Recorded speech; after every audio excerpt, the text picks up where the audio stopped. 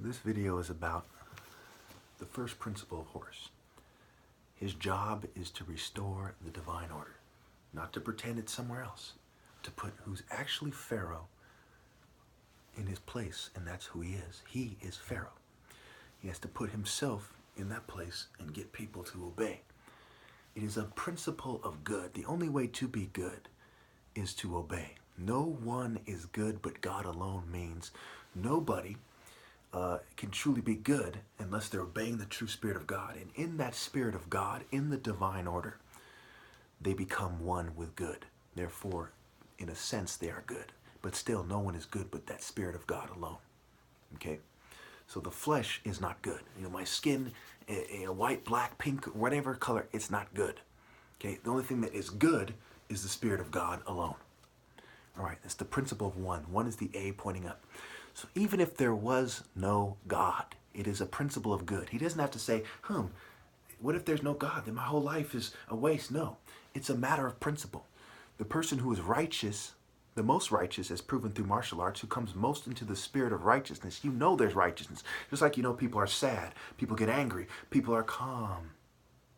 Is this in my head? Do I have to wonder that if this is real or based on the evidence presented?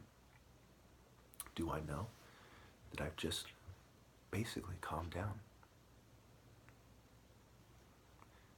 For this same reason, I know that the principle of righteousness exists and that there's a bunch of gay people trying to confuse you about this. Somewhere, somehow, there's a gay guy plugging a kid, and he's saying to him at some point in time that masculinity is toxic, and great martial art heroes in history didn't calm down and listen to what the gay guy has to say. And so it is with everybody in rebellion. All over the world, there's people in rebellion against the martial art order. Some of them are funny British guys.